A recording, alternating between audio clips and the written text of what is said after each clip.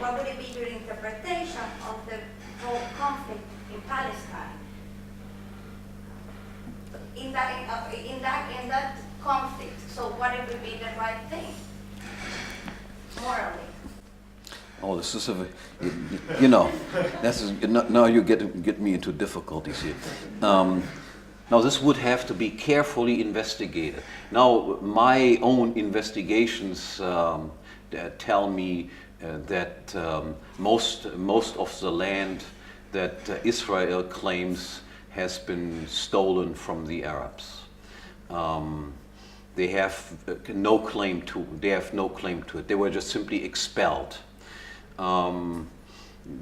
It is a question whether that can be rectified right now.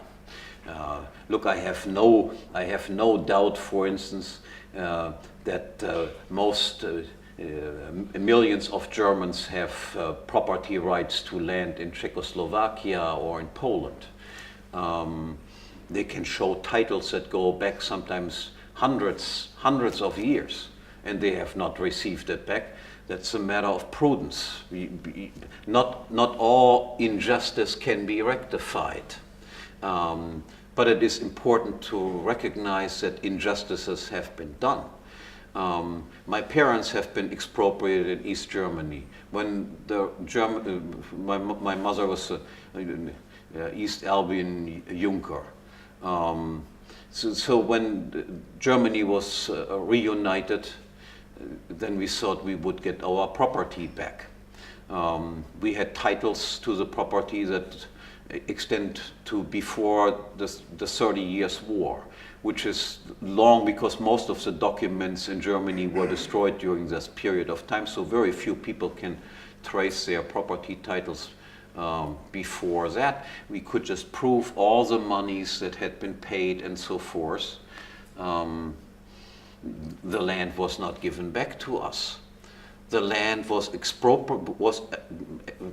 taken over by the West German government, who basically finished, so to speak, what the Soviets had begun in 1946. The property was valued at several $million, and we have received, after 15 years of waiting, 100,000 euros as compensation for this. People went to the Supreme Court, said the Constitution in Germany guarantees private property rights, and they said yes, they do, but not at market value.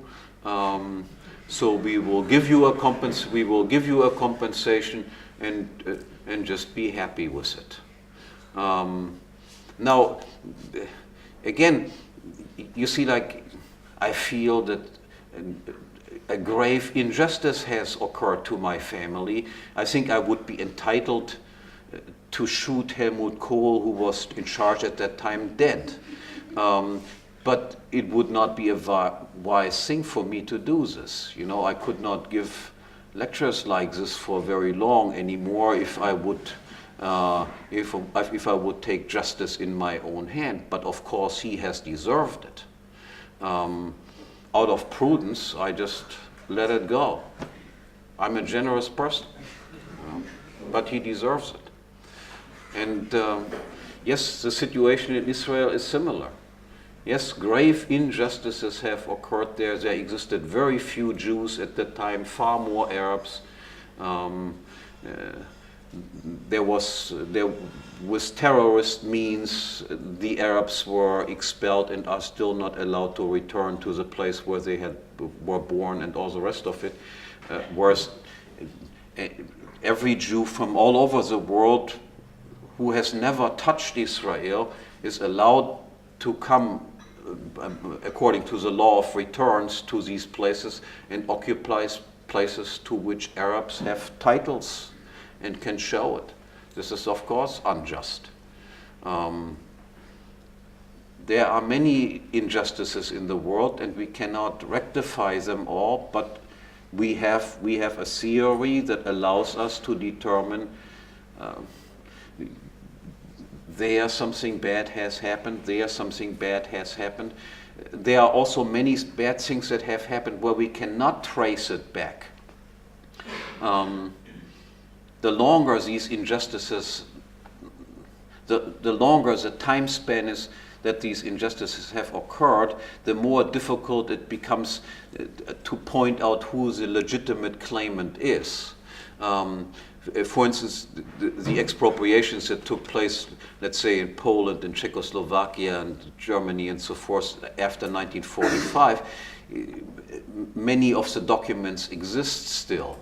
The expropriations that took place in 1917 in Russia, most of those documents have disappeared. And of course, whoever claims that he is a legitimate owner has the burden of proof. First, we take the position whoever occupies a place right now has prima facie the owner of it, unless somebody else can show that he in fact is not the right owner. And the longer you go back in time, of course, the more impossible this sort of thing becomes. So for instance, in America, this is also a big issue about Indian rights. What did people do to the Indians? There existed legitimate transfers, that is, people really bought land from the Indians. There existed cases where the Indians were expelled from their land.